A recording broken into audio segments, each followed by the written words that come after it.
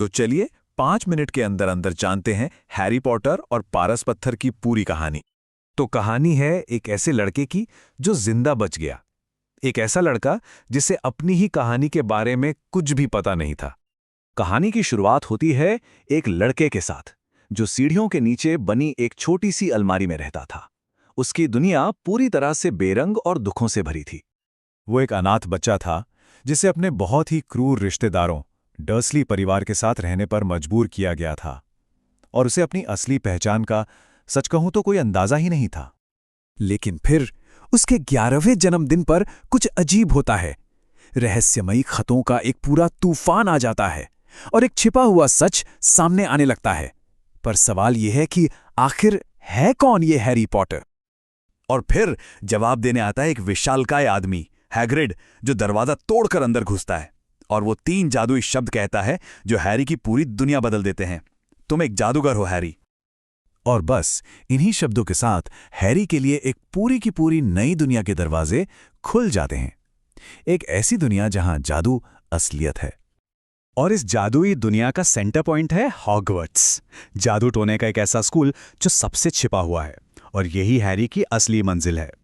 तो ये सफर उसे सबसे पहले ले जाता है डायगन आली, जो कि एक सीक्रेट जादुई गली है, और फिर प्लेटफॉर्म 9 3/4 से होते हुए वो पहुंचता है हॉगवर्ट्स एक्सप्रेस पे।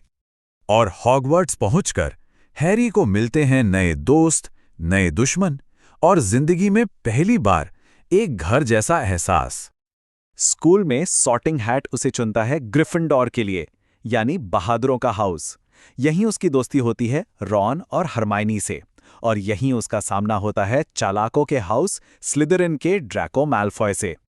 स्कूल की लाइफ तो बस कमाल की है, उड़ने वाली झाड़ियों से लेकर मैजिकल क्लासेस तक, और तो और क्विडिच जैसा हवा में खेले जाने वाला रोमांचक खेल।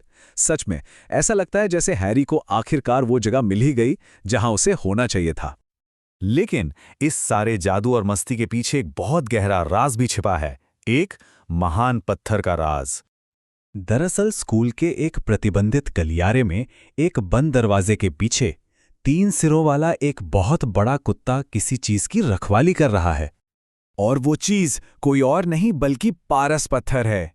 एक ऐसी चीज जो किसी को भी अमर बना सकती है, और जाहिर है इसीलिए ये बुरी ताकतों के निशाने पर है। तो जब हैरी, रॉन और हरमाइनी को ये पता चलता है कि पत्थर खतरे में है, तो वो इसे बचाने का फैसला खुद करते हैं और वो उस ट्रैप डोर से नीचे सीधे अंधेरे में उतर जाते हैं। अब पत्थर तक पहुंचना आसान नहीं था। उन्हें एक के बाद एक कई खतरनाक चुनौतियों को पार करना पड़ता था, जैसे कि शैतान के फंदे से बचना, हवा में उड़ती हुई सही चाबी को पकड़ना, और तो और जादूगरों की एक जानलेवा चेस गेम को जीतना। उस चेस गेम में रॉन एक हीरो की तरह खुद को कुर्बान कर देता है, जिसके बाद हैरी को अकेले ही आगे बढ़ना पड़ता है। पर सवाल यह है कि आखिरी कमरे में उसका इंतजार कौन कर रहा है? और यहां पर जो सच सामने आता है वो एकदम चौंकाने वाला है। वहां प्रोफेसर स्नेप नहीं, बल्कि वो डरपोक सा दिखने वाला प्रोफेसर क्विरेल है। लेकिन असली झटका तो तब लगता है जब क्विरेल अपनी पगड़ी हटाता है।